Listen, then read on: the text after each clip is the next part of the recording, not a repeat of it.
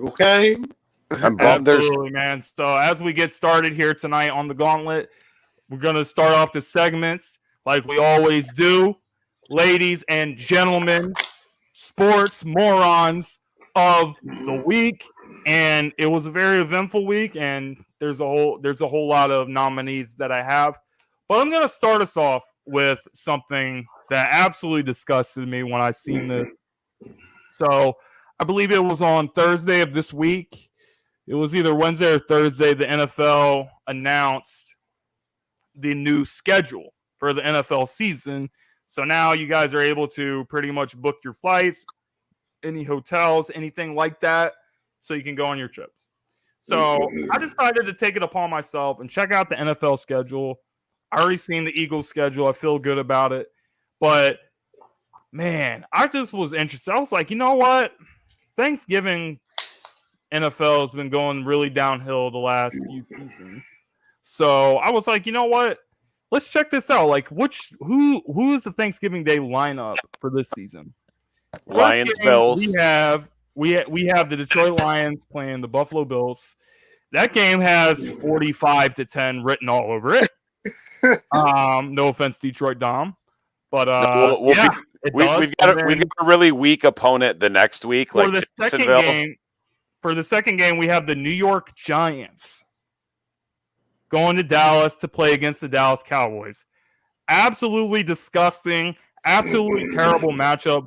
But this last one, this just pushed me over the edge. The first two games, I get it, we're trash. We'll beat the Seahawks, Terrell. No, we won't. The freaking Minnesota Vikings are playing the New England Patriots in the primetime matchup. It's the game that's on Sunday Night Football or Thursday Night Football or whatever. Kirk Cousins versus Mac Jones. Who? In a primetime game on Thanksgiving Day. NFL, please fire Roger Goodell and everyone who's responsible for this, because this is terrible. This is like I'm speechless at this moment. Hang on, let me ask y'all then. Did Kirk Cousins finally find a quarterback that he can play less terrible than and win a primetime game? I don't know. It makes me sick thinking about it. It's like NFL, a race. It's a race to 13. There's so many great games that you could have put on Thanksgiving, and this is what you do. You guys suck. Just please fire everyone involved with this. Absolutely disgust me.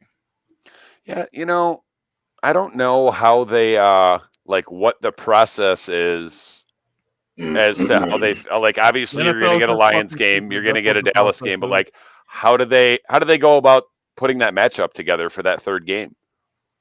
Yeah, that right there baffles me actually, because they got the Giants playing the Cowboys now. I mean, I know because the Cowboys played the AFC South this year. I mean, they could have had them going against us. At least that's the Texas shootout. They could have had them going against the Colts, which would have been a good matchup. They could have had them going against the Titans, but they picked the Giants. Yeah, they struck out on that one. I mean, you got to play those division games, and I don't think that necessarily. We could have played. Why didn't they let Philly play the Cowboys on Thanksgiving instead of the Giants? Because y'all already have 4 other primetime games. We have 5 primetime games. Oh, 5. Well, you're starting out week 1 with a loss, just so you know. No, we're not. Who are you playing? You can keep living in your own delusional fantasy world, but a sleeve of Necco wafers says you will. No, I will not. Is that the bet? Nick. First of all, I'm the master. I'm the master of candy bets. I took Tyler to the woodshed. Don't even try it. I said this before. I mean, if you know of or can think of another. Oh God. Carol says, "Why aren't we not talking about Tom Brady right now?" Banana runts. That's coming up, girl. I'll throw up. Okay, fine. I'll do your shitty candy bet. It is wafers. Whatever. Yeah. Whatever. Loser's choice. Okay. Or winner's choice, I guess. If I win, I can pick what I want you to mail you some. No, I can probably get him up here. But anyway, Jay, you got a sports moron? Shoot. I didn't have I didn't have nothing really terrible. Nothing terrible. Pretty much my ones were for last week. To me it was pretty slow, but I don't pass it to JJ and come back around real quick. JJ, who's your sports moron? Pass it to him because I don't have one. Yeah, how do you guys not have sports morons? Like you guys, funny because I didn't really either, but I came up with one like 5 minutes ago. You guys must have missed like the Earl Thomas news where this guy was literally telling his wife and kids that he wanted them to get poisoned and die and drive off a cliff and stuff. Earl Thomas. It's morons, plural. And this goes out to every Philadelphia 76ers fan. Dude, shut up. And for everyone in the media that thought the Sixers were going to do something with James Harden. No one in the media thought we were going to win. Everyone picked us to lose. Only the fans picked us to win. Here's the thing. I was actually going to spare my boy today about the whole morons of the week because someone said that this team was going to lose in 6 games. And someone said that this team, no, I'm talking about how I had told you that the Heat would beat you guys because they have a better team. They do. They're deeper. Games, and they did. They didn't beat us because they were deeper. They beat us because we had no heart. I mean, listen, y'all still won the trade. The last 2 games of the series was an unacceptable performance based off their efforts. We told you that when you traded for him that this was going to happen. It wasn't just Harden. It was the whole team that did that. It was not just Harden. No, I'm not. Tyrese Maxey played his ass off. If you guys did come out about him, you guys were very happy to have him and thought the trajectory. I'm still happy to have him. No, I think we got him for a guy that refused to play. I was going to say, I think they were more so happy just to get rid of Ben Simmons. Harden did not show up the way that we wanted him to show up. He knows about playoff Harden. But I'm giving him another year with the team. He's really got to get in shape. He's really got to work on that hamstring rehab, and he's got to get himself right. But I'm not throwing the door out on Harden. He had a bad performance, but the whole team had a bad performance. It wasn't just Harden. It wasn't just one guy that didn't show up. Yeah, I mean, me personally, I'm not going to launch on Harden. The thing about it is this. You had your time to do that. The entire, just like James said, the whole team didn't show up. I mean, for the final 2 games, Tyrese Maxey was their best player. I was going to say Maxey played great.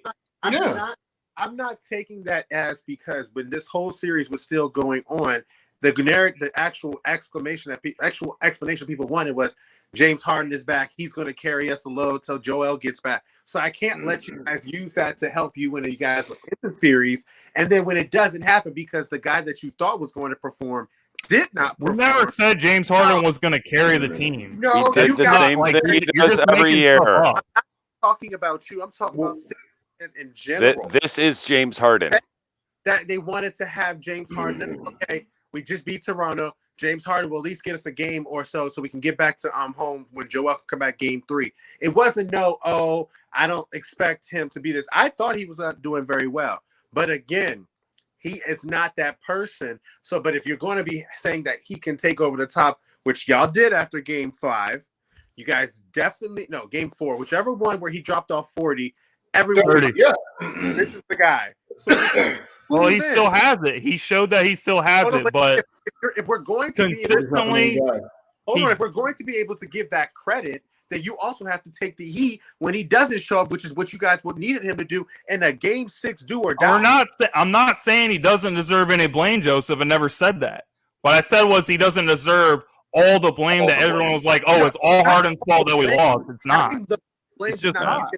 Having the most blame you get. Y'all, with or without that Harden trade, y'all were never serious contenders anyways. Hold on, Don. But for the fact of the matter is, when you make that trade, the whole trajectory was the finals appearance. So it wasn't as if it was trajectory is based off of what people think's going to happen. When things don't happen, trajectory doesn't make any sense. It doesn't hold any weight because it's all a projection. It's not like something that's really happening. But my whole point is you guys thought this guy was going to turn into something that he really isn't. And we warned you guys when it got into the playoffs that it was the case that was going to happen. And so I'm not going to apologize for telling y'all that he does. I don't need your apologies. I never asked for your apologies. All right, come on. James, you got a sports moron? No, I'm already good mine. No, what are you doing? I'm not cutting it off enough like that. It is. I'm sitting there saying I was going to spare him, but at the end of the matter is, people thought Harden was going to be more than what he was, and he wasn't. That's just you're going to take that L. People without eyes and brains. Listen, Harden did not show up and perform the way that we expected him to, but it was a team effort why we lost. It wasn't just Harden is the number one reason why we lost. The crazy part about it is when Harden dropped that 30, Embiid was there. Harden was the best player that game, but nobody expected him because he's not Houston Harden anymore. So only every now and again could he drop 30 or something like that. To keep it real, Embiid didn't show up down the stretch. The whole team didn't. Tyrese Maxey was the best player. Joel, broken face, torn ligament in his hand. There's not much more he could have done. Hold on, but he showed up. He has a bad hand and everything. He showed up. We're going to sit there and he still averaged 24 and 11 for the series.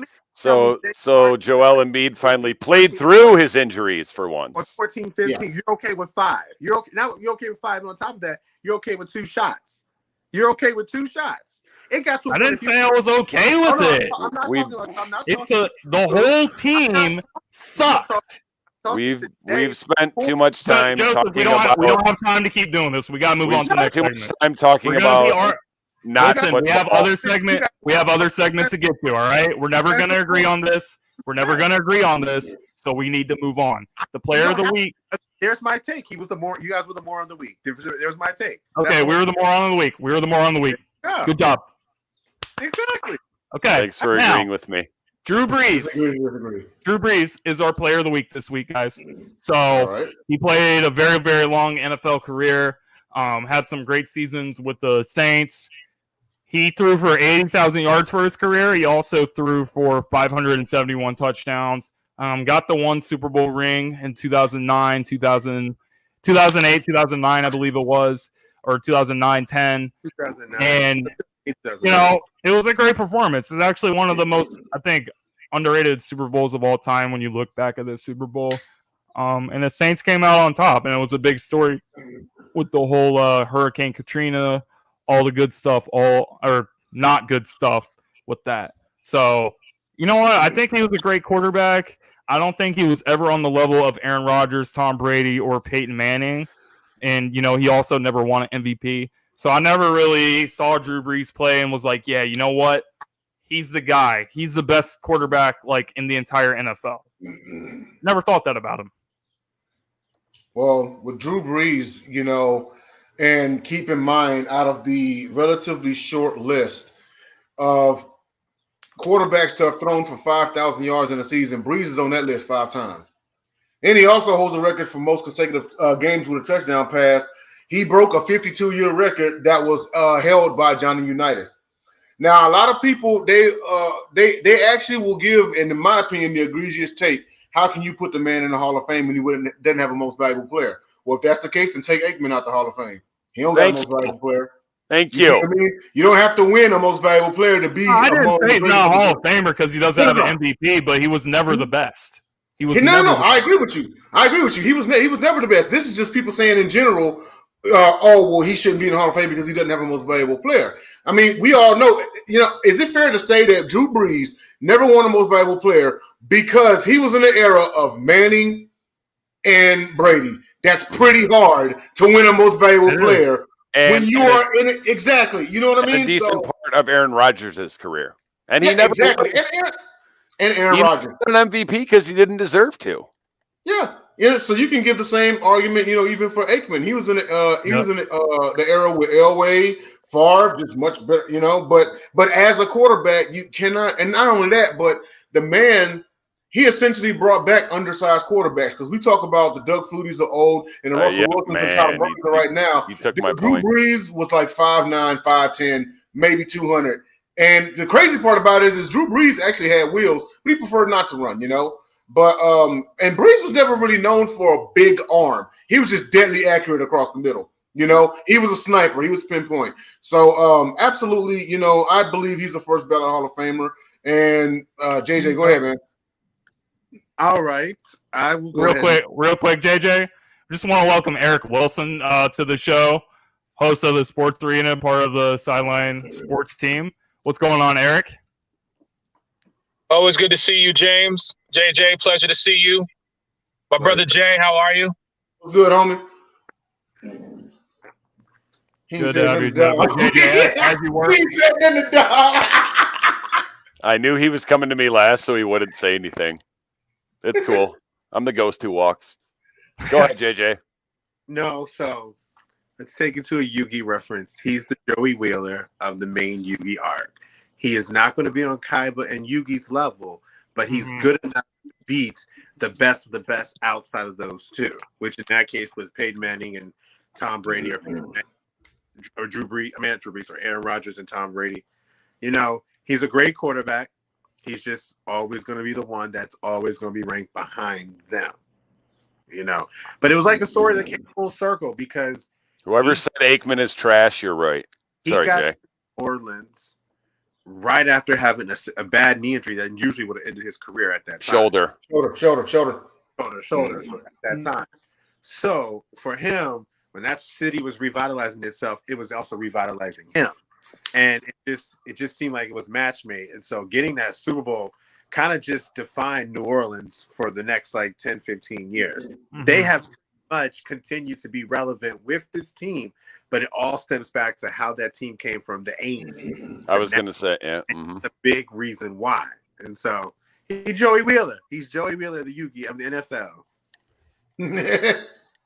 Great analogy. Like Jay said, he kind of revitalized, because you can't even really, you can say Doug Flutie. Flutie was smaller but more athletic, but Drew Brees basically made it okay for people like Russell Wilson. And he's also part of my favorite what-if scenario, like we talk about on Basket Bros.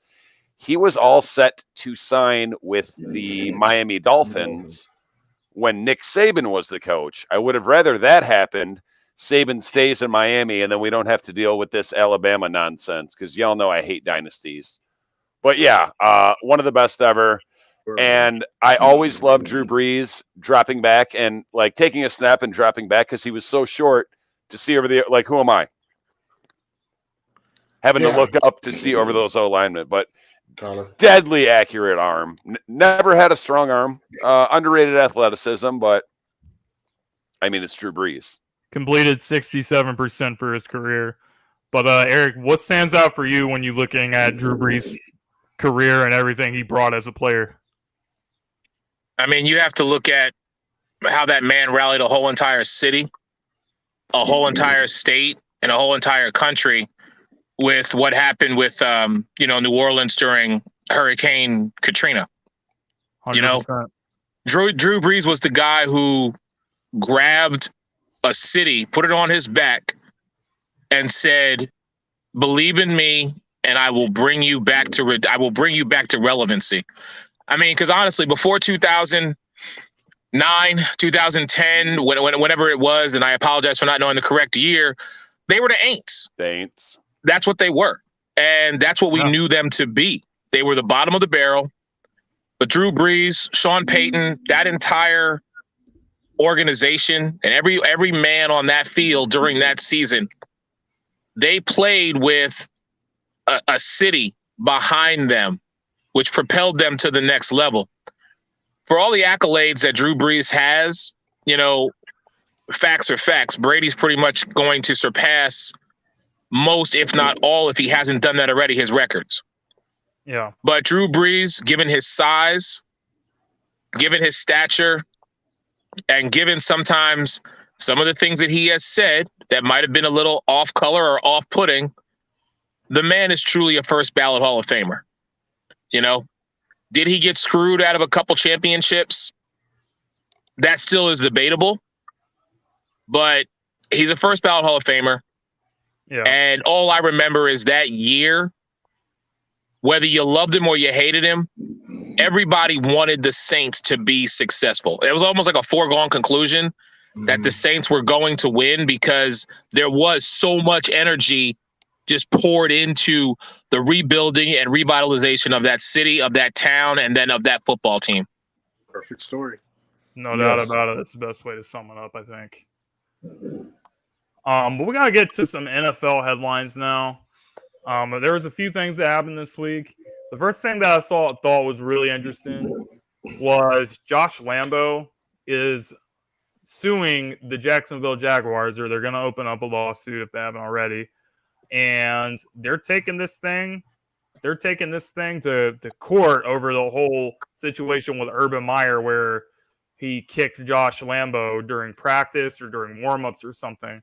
So Josh is suing the team for $2.5 million, which is roughly his salary over a year. So, wow. You know what? I just feel like I was kind of caught off guard by this, just because I think I forgot this whole situation happened, and Urban Meyer has kind of like disappeared into whatever he's doing now. But I mean, you can't get away with stuff like this. You know, if I would go to work and my boss does this and somebody from higher ups finds out, then yeah, it's going to be a major problem. You know, my boss could get fired. Urban Meyer already did, but you know, stuff like that happening under the organization's watch, it's not really too good of a thing that you want to have happening. So yeah, you know what? I don't really see any problem with him opening up the lawsuit, and we'll see, you know, how the NFL is going to handle it. Are the Jaguars going to get fined or anything like that? Those are all possibilities. But Jay, what are your thoughts on the whole situation? In my humble opinion, because I think we all were caught off guard here, this situation is not about the money. It's the message. He is sending a message that even though I'm a kicker, I'm a special teamer, I'm a player.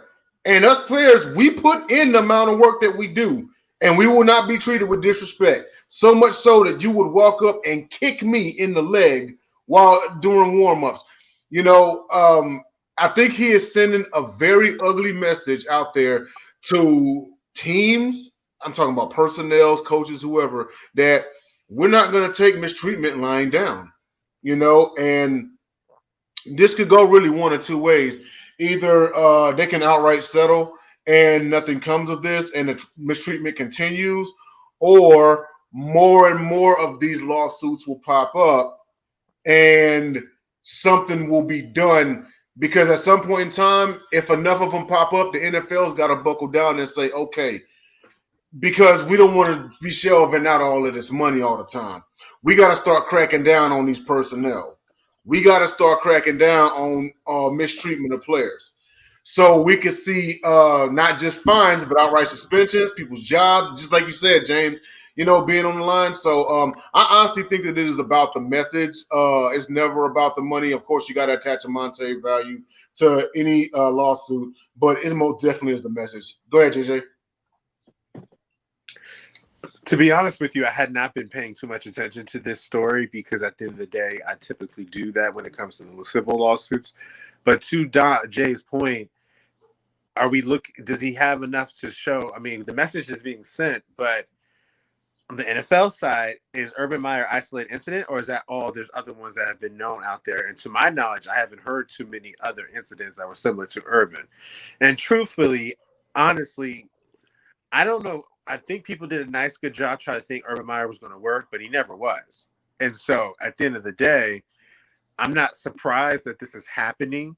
I do hope that Josh gets what he needs, because at the end of the day, I got to say it to you, I might not have been on the team if I'm sitting there at work and you doing this to me, but you guys are allowing this to happen. And I think it comes off as maybe he wanted to be on the team, but then they released him after probably maybe telling him that we'll get rid of this coach and then you can still be on the team. It just doesn't seem like this definitely seems like there's something that was done that he didn't like.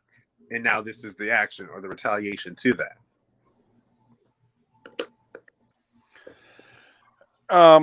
It's inexcusable. You can't do those sorts of things. But it's also Jacksonville. That was a terrible hire to start with. Why anyone thought that was going to work out. And the funny thing is, towards the end there, Urban Meyer basically, in my mind, went out of his way to get himself fired. I thought he was going to do the Bobby Petrino and just resign because he realized pretty early on, and I've made this reference or analogy before, it was a scenario where you're in a relationship with someone and you don't have, for whatever reason, you don't have the stones to break up with them. So you just start doing the most foul things you can think of so that they do it. That's what Urban Meyer did. He was like, I'm not going to quit. I'm just going to do whatever I have to do to get fired. And he did. I don't think the lawsuit ever sees one day in the courtroom. I'm sure they'll settle out of court. How often these sorts of things happen with other teams? Hard to say, but like I said, it's Urban Meyer and it's Jacksonville. So is anyone really that surprised? I'm not. What you got, E? I'm not surprised, Dom. What I am is slightly a little annoyed with Josh Lambo. Because right now, Josh Lambo's a free agent. Now, that's not to say he won't get picked up. And that's also not to say that he is not good at what he does. But the problem was Urban Meyer. We can all agree on that. Urban Meyer no longer is with the NFL in any capacity. True. He's not with Jacksonville. He's not with any of the other 31 teams. He gone. So, Josh Lambo, why are you suing Jacksonville? If Urban Meyer was still there, then this lawsuit to me would have some relevancy. But the fact of the matter is, you gone. Urban Meyer's gone, and you're a free agent. Because he's a free agent. Right. He's suing in lieu of an NFL paycheck. Well, you know what? Why don't you go play on another team and get your money there? That's the problem that I have, because see, what Josh Lambo has done to himself, unfortunately, is he's kind of broken code, if you will. Mm-hmm. To JJ's point, does stuff like this happen in the NFL?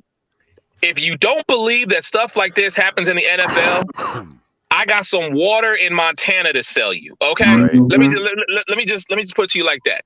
All right, there's a lot of stuff that is basically swept under the rug that we, as normal individuals, people who are not a part of the organization, we just comment on it and we love it and we do it because we do it. We will never know. But trust and believe, stuff like that happens. So you have two options. Number one, you bring light to it. But then when you do that, you also put yourself on a list saying, if something happens to me, I'm going to be the guy to snitch. Whistleblower. Okay. Yep. Or you just be like, okay, Lord, sweet black baby Jesus, get rid of this man so I can continue to work. Right. Mm-hmm.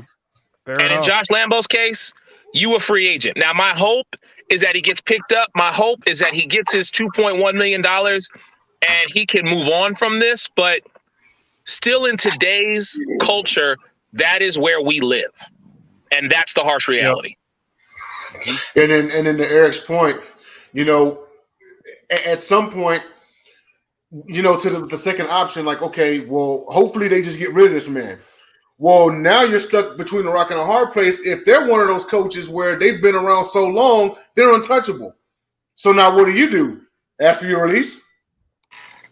Just declare free agency? It could go in many ways, Yeah, it doesn't excuse the act, but like when you're Bill Belichick or Andy Reid or I don't know, maybe Mike Tomlin, when you're a coach with a long tenure, not like I said, not excusing the action doesn't make it right. You can get away with things like that. When you're Urban Meyer, you cannot. Yeah, the longer you are somewhere, the more of a legacy that you build, because they say winning cures all. With that being said, to another one of Eric's point, that's how stuff like this gets swept under the rug, as long as the team is winning. Of course, this is going to come out because the Jags are losing. If the Jags won a Super Bowl, you probably wouldn't hear about it. What's going on, Uptown Jenny? Thanks for tuning in. Thanks for leaving the comment there. I'm sure Bill Belichick has done way worse. The next thing, guys, that I have for us to talk about is regarding some of the NFL quarterbacks for this season. The NFL schedule came out this week, so you're kind of looking to see how these teams are going to do and how some of these quarterbacks are going to perform. I think there's quite a bit of pressure on quite a bit of guys. So some of the names I'm going to just going to throw out. Russell Wilson's he's leaving Seattle. He's going to a team that supposedly is a quarterback away from contending. So I feel like Russell Wilson's in that conversation. You got Dak Prescott, Amari Cooper left. So I feel like getting rid of a guy like Cooper has been your best receiver. It says a lot. So, I mean, if Cooper was the issue with their offense and their offense still doesn't perform, then I think that's going to be an issue.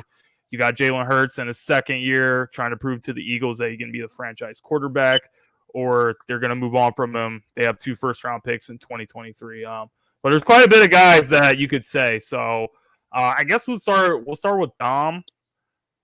Who do you think has the most pressure on him come this season? It's funny. There's several quarterbacks that do, but I'm looking towards quarterbacks on teams that aren't good. And even if those quarterbacks play well, the team won't be any good. But like personally on the hot seat, I look at Daniel Jones and Sam Darnold chiefly. Because I mean, I don't know what the Giants are doing. They've been a mess basically since they won their last Super Bowl. They've been terrible. Danny Dimes is on a short leash. Like I said, I don't know who their backup is. I quit defending him like about a third of the way through last season. Carolina, who did they draft? I forget. They get Sam Howell? No. No, it's Matt Corral.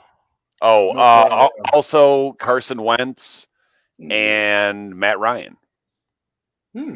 Okay. Because so basically the whole NFC East is on notice, as according to you.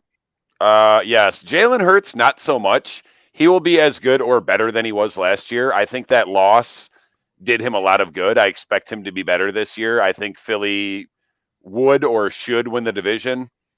Dak, whether he's under pressure or not, on the hot seat, doesn't matter because you still owe him all that money. Either he's going to play great and Dallas won't go anywhere in the playoffs, or he'll play okay and they'll barely make it and they'll go nowhere in the playoffs, or he'll play terrible and they won't make the playoffs, but they're still on the hook for that money. So I don't really see Dak as being under the microscope under whatsoever. Pressure. I mean, he's being paid that much money.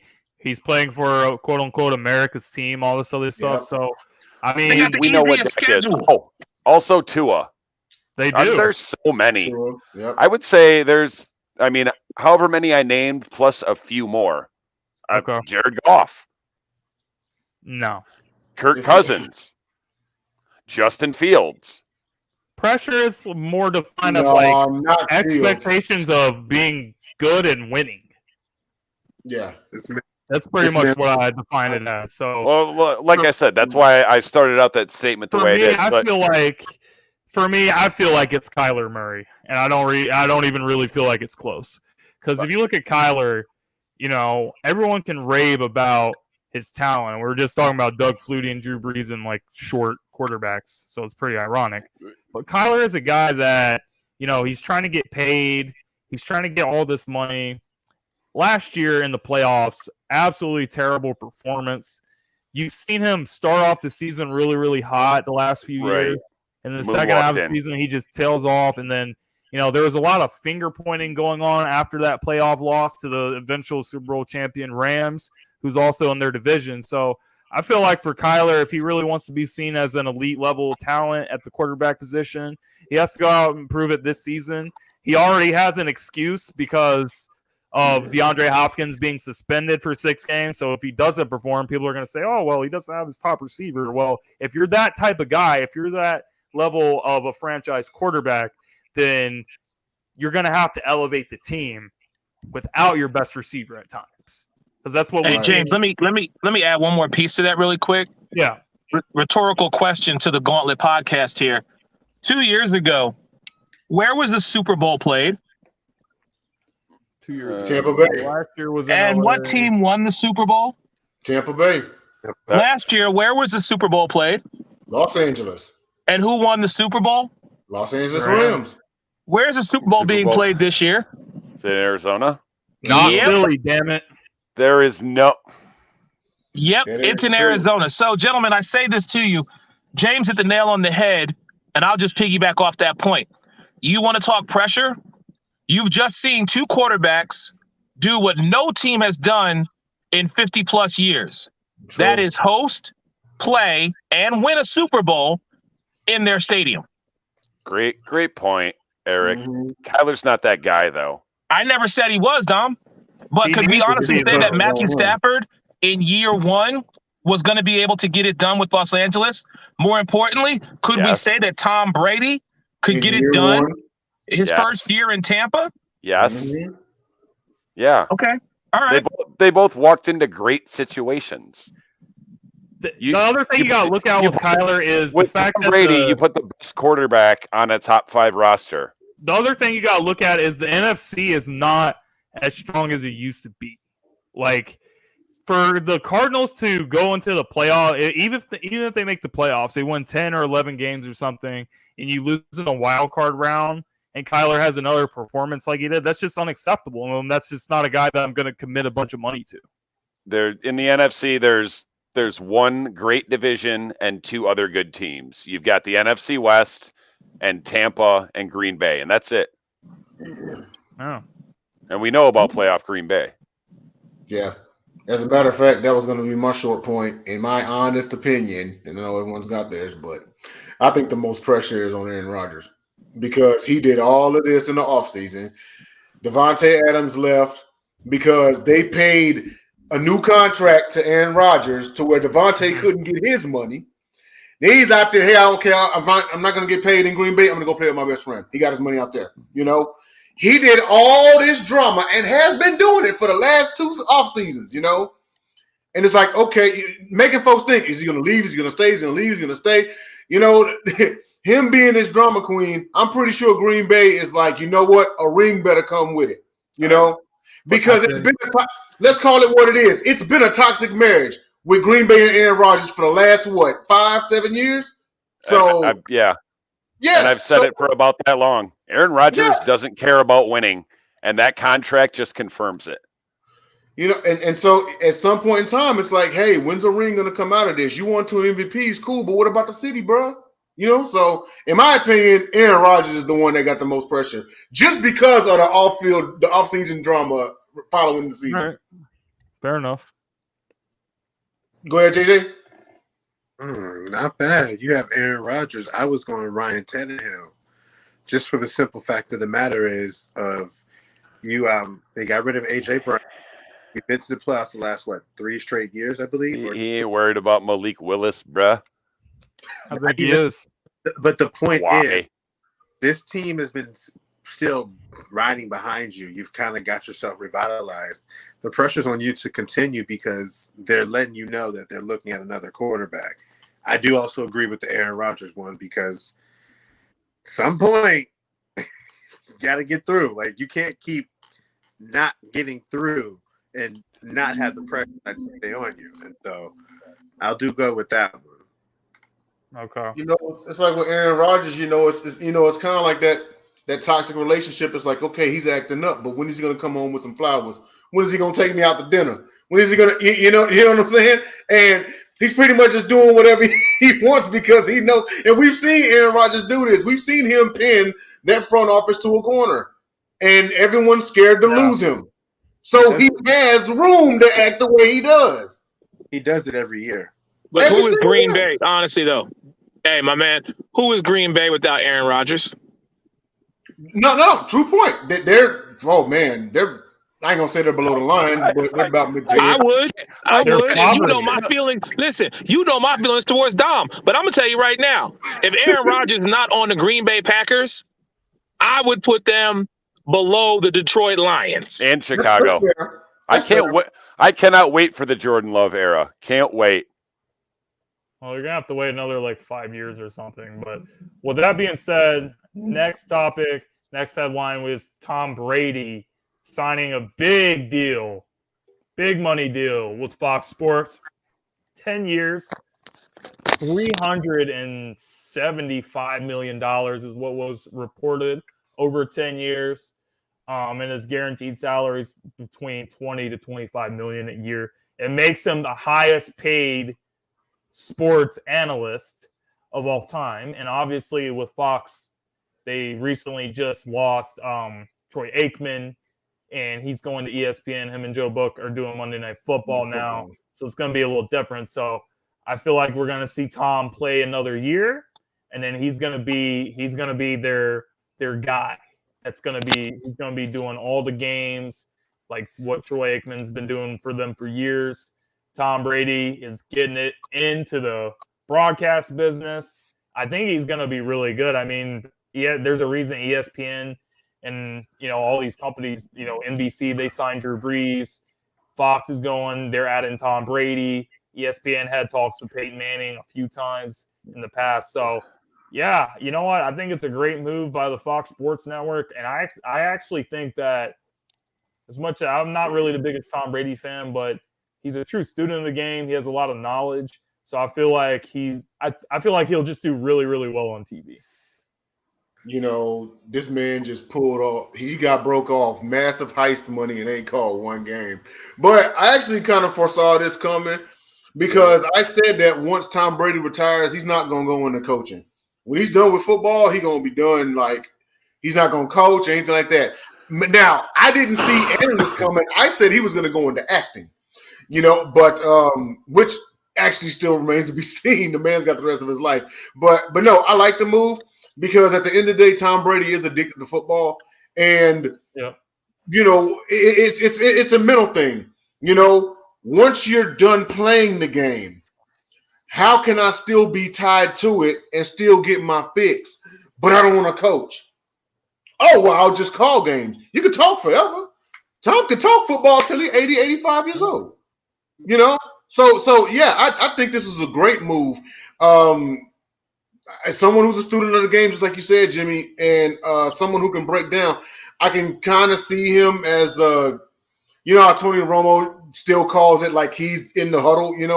I can see another one of his, and maybe Tony Romo actually started a trend of quarterbacks getting to call games to where we're breaking down the play and seeing what's coming, much like they did when they were behind center. So I love the move. Go ahead, JJ. Well, I don't think it's the era of. I do agree with you on a lot of your points, but I don't think it's the era that Tony Romo started. It's just because Steve Beuerlein is an analyst. He was a quarterback as well. True. Rich Gannon was as well. This is the start of the really, really known and good quarterbacks. That's what I meant to say. The things like that, and I mean, at the end of the day, you knew when Tom Brady was leaving, he was either going to be a coach, analyst, or whatever. The point is, he was going to get it, and he was going to get it quick and fast because he literally is somebody that is part of the history of the NFL. Like, you can say what you want about, things in his career and things of that nature, but he's part of the NFL, and you knew he was going to make a great broadcast person. And in my mind, I honestly think this for him is like the next big challenge. If he can make the Hall of Fame as the greatest quarterback of all time, I know his drive. I know his work ethic. He might want to go down as one of the greatest sports analysts of all time. Right. So the new venture for him, everybody wants it because when Tom Brady's breaking down a game, it's going to be a primetime game. It's going to be ratings. And just as Tony Romo made CBS one of the best parts of Sunday afternoons, Tom Brady, wherever he lands, is going to be there. It's going to be a nice competition between him and Tony Romo at that 4 p.m. spot. Yep. Carol, hands where I can see him. Carol loves Tom Brady. She literally never stops talking about him. But yeah, I actually think it's a really good move. But Eric, do you have any thoughts about Brady going to the broadcasting TV business? This is what I don't understand.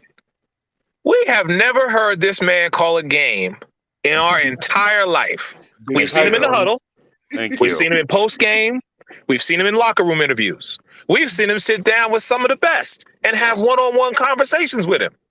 But now you are asking this man. First off, no, you ain't any asking. You gave this man $375 million. $375 $370. The man has made in his entire 22-year career, he has made $332 million. So you mean to tell me for 22 years? Now, granted, hold up, I know some of that was by his choice. Mm-hmm. He took less money to build the team. I get that. That's why we respect the GOAT. Okay, but here's what I'm trying to figure out.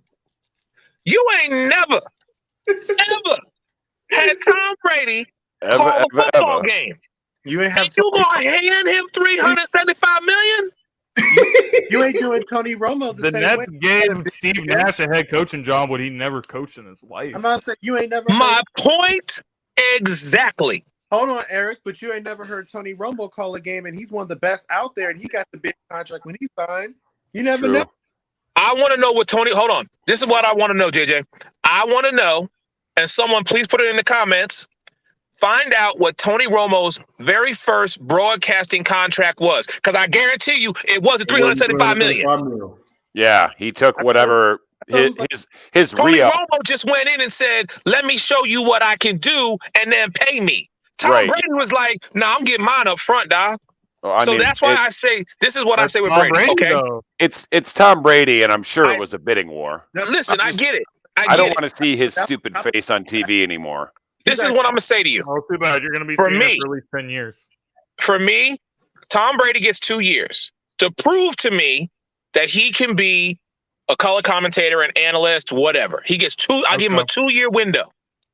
But after that, if you ain't on the level of Tony Romo or John Madden, rest in peace, or any of the other greats, Al Michael, bruh, you got to go.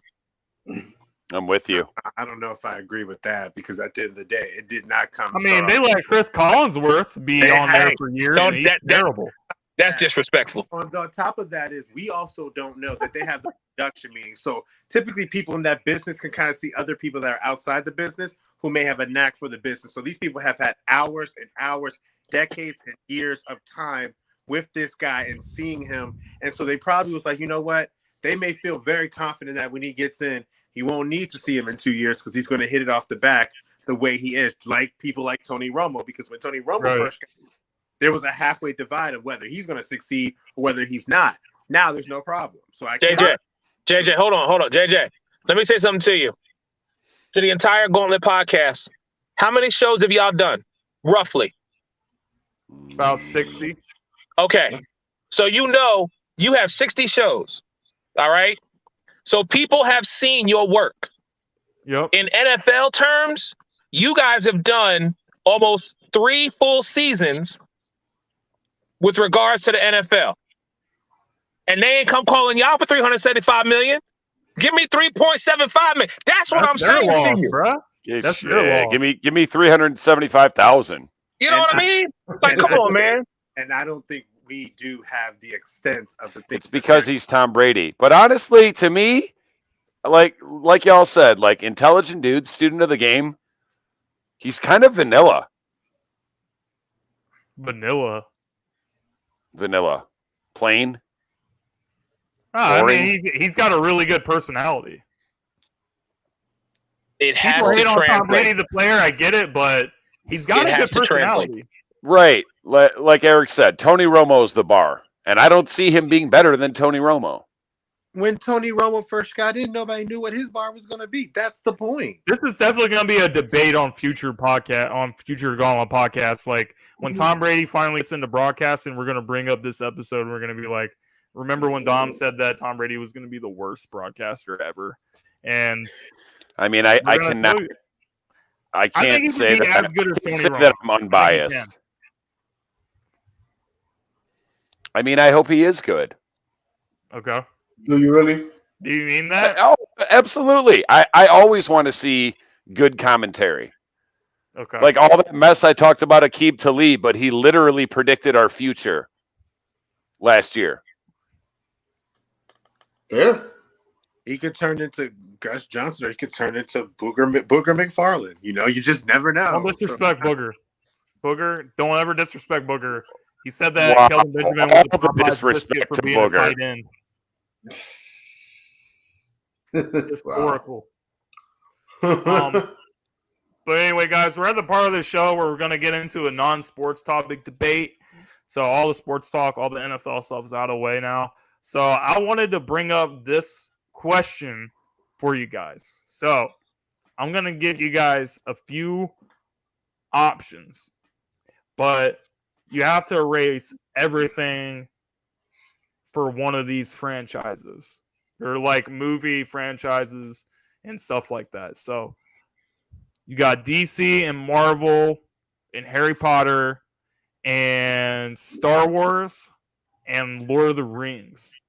You're erasing like one of them from history like forever. That means like, for example, if you erased Lord of the Rings, you would also be getting rid of like all the Hobbit movies and all the stuff. And then if you picked Marvel, that means like Spider-Man, Avengers, like any X-Men. Marvel movie, anything is like wiped out for like forever. Which one are you guys like taking from history? Harry Potter. Harry But Potter? I mean, it's just me. I've never really been into the whole like.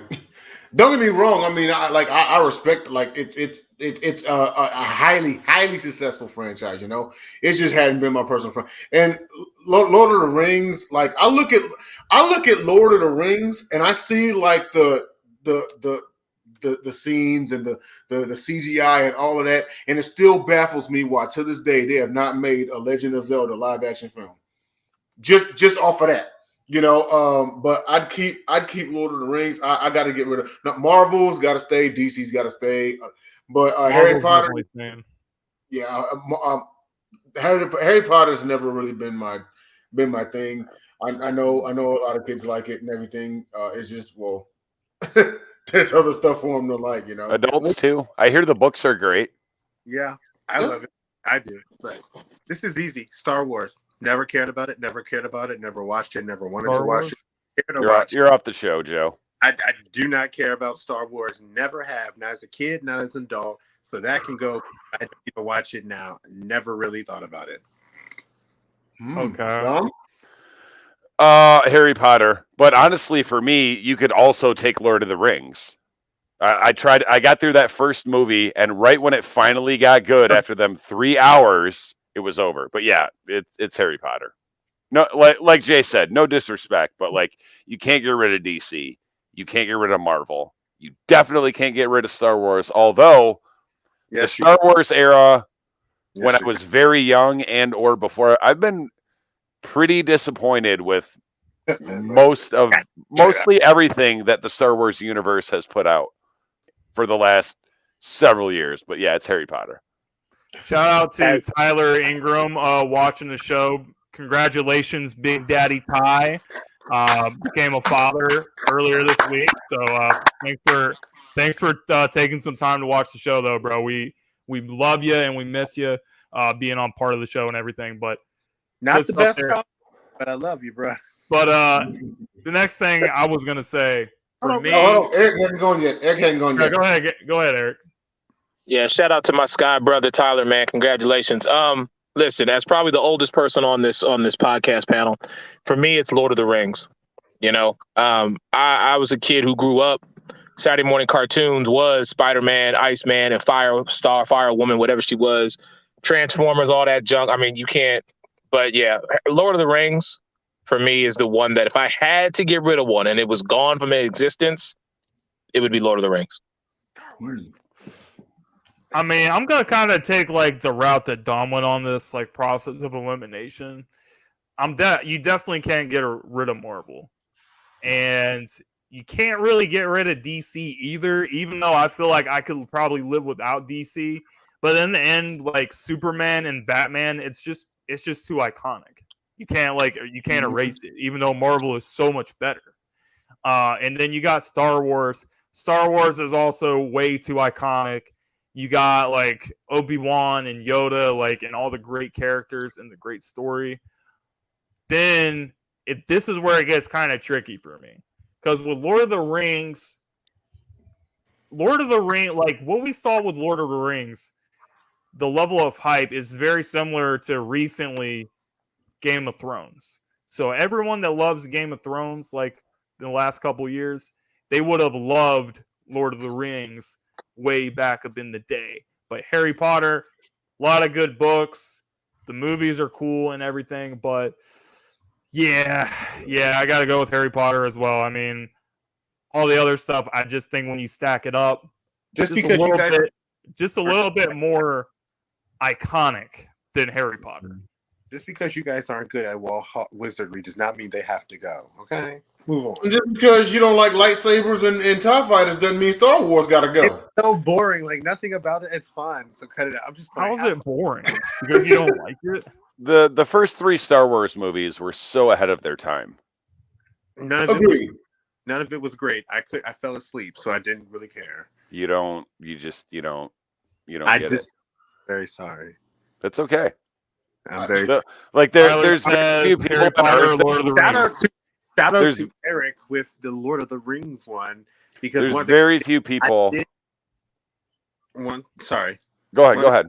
One thing I did realize about that is they focused on Smaug a little too much in the Hobbit series, and they're saying that he wasn't too critical in the actual books itself. So it's a little tidbit. So maybe you should read the books and find out for yourself. I don't have to read the books. I go from reading everybody's cliff notes of the books. Thank you. How do you know it's true if you never read it? Well, just as I predicted the Heat in 6, I figure I'll take their word on that as well. Hey, low blow. Here we go. Watch your My mouth. bad. Eric wasn't on when we were talking about Harden earlier. So let me ask you, Eric, did you think that y'all did something when you traded for Harden?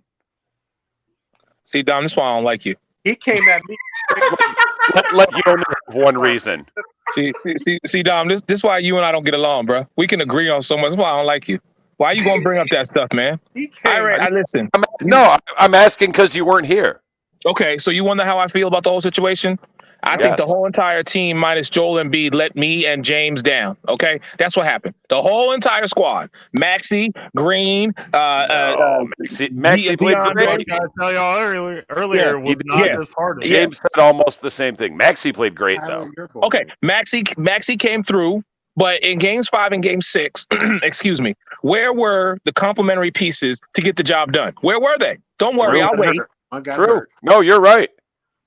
So, as far as I'm concerned, everybody except Joel Embiid let me and Jimmy down. That's what happened. They owe us a formal apology, an edible arrangement, some cheesesteaks from Jim's. That's what they owe us, because that was just horrible. Yeah, it was bad. And Doc Rivers, as much as I love Doc Rivers, he's getting fired. It pains me, because y'all know I'm not a fan of letting black coaches go in any sport. But Doc Rivers just is not the man in Philadelphia. He's not. He never has been anywhere he's been.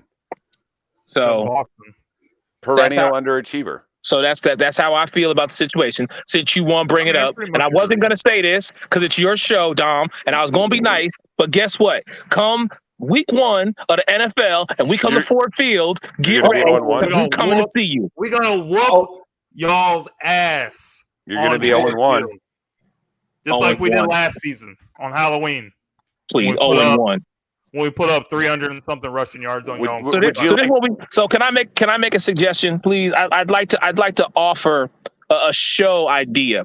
Since there are 2 members of the Gauntlet podcast, one is a Philly guy, one is a Detroit gentleman, and I'm being nice when I say that. And then on my show, Shameless Plug, The Sports Arena, there is a Philly guy and a Detroit guy. I think there should be a tag team match, since Jay loves making wrestling events happen. Oh, let's go. I think there needs to be a tag team match versus Team Motown squash match. Yeah, I think there needs to. Yeah, first Helmsley done in 30 seconds. Sideline Sports Survivor Series. I love it, baby. Let's make it happen. Let's go. I forgot Ray Lynn was a Lions fan because he got on our show wearing a Detroit Rams shirt. Ray Lynn, that's my guy. But yeah, let's make that happen. With that being said, guys, that brings us to the end of the show. Had a fantastic show tonight. Would appreciate it if everybody would leave a thumbs up here. It would really help to get the show out to more people so they can see it as well. And we're just going to go around real quick and, let the people know what other shows we're working on. So, Detroit Dom, what you doing this week? Any podcasts, any shows, anything? Oh, my Lord. Thursday for sure, Kneecap Biters with Smoking Jeremy B. Thanks for tuning in, Jeremy. Yeah, Jeremy, thanks. You were very active in the comments tonight, bro. Really appreciate you. Sip Off, 8 p.m., hosted by Megan Price. NBA Carousel, Mondays, also hosted by Megan Price. You can see me in the comments of all of Eric's shows trying to get under his skin, which I usually achieve that goal. You can also see us here on Saturdays with the homies, the Horsemen, the Gauntlet, Sunday nights, Basket Bros, myself, Jay, Willer Light, Bill Vogel, and Jacob Christner. That's all I got. That's a lot of stuff going on, man. You're a very busy man. Okay, let me tell you, kind of follow up that. Okay, listen, Saturdays, the Gauntlet with these lovely three gentlemen here. Thank you, Eric, for coming to the show, and thank you for the appearance on the Sports Arena. Absolutely. Registered commentor on the Sports Arena post every Monday and Wednesday, and then of course the NBA Carousel on Monday and the Sip Off on Thursday. Joseph is completely free every day. Big time. You literally got them banker hours, JJ. Okay. People talk about it, but like you literally got that job. Go ahead. To come up. Gauntlet Saturdays with myself, Jimmy, JJ, Dynamite, and Detroit Dom. Also Basket Bros with Will I Am, Jacob Christner, and Dom DeRubis. That's on Sundays, and also Cubfidential, which is our late night Chicago Cubs coverage show that's produced by myself, hosted by JB Ellis, and it's also got Uptown Jenny, Steve Schwander, Jacob Christner, and Jordan Long. And also, big shout out to Eric Wilson. Thanks for coming on the show, brother. Hey, man, I appreciate y'all. Jimmy, thanks for having me, man. I really appreciate the love y'all done shown, brother. To everybody at the Gauntlet, y'all know I got much love for everybody who does this show and what y'all do, because y'all are truly on top of your game night and day. Everybody, like Jimmy said, like and subscribe to this group, because it's one of the best groups going out there, even with Dom DeRubis. But I am, your man, Eric Wilson. Every Monday and Wednesday night, 10 p.m., the Sports Arena, one of the shows on the Sideline Sports Network. I jump on Sideline Sports, the flagship show on Tuesday, sometimes at 8:30. I've been on the NBA Carousel. I've been on the Sip Off. I'm thankful to be a part of the Gauntlet, and just much love to everybody for supporting and rocking with these fellas, because they do great work. Absolutely, Eric. Appreciate it. Always glad to have another Philly brother in the building with me on the show. But hey, man, anytime you need me to shut Dom down, you just holler at me. I got you, fam. You sound like you're a betting man. And we don't bet money. We'll make a humiliation bet. Hey, Dom, I'm going to tell you like I tell everybody. You need to understand one thing about me, brother. Just because I don't do something doesn't mean I can't. I mean, you did outrun Bailey Zappi in the 40. Proud of you for that. Well, thank you, sir. Thank you very much. I actually trust Eric to get off the line of scrimmage more than I trust Jalen Rager, but it's not here nor there. The guy just can't get any separation. So I don't know. I mean, we might have to get some pads or something. But I'll talk to the equipment manager with Eagles. With that being said, guys, we will see you next time. All right.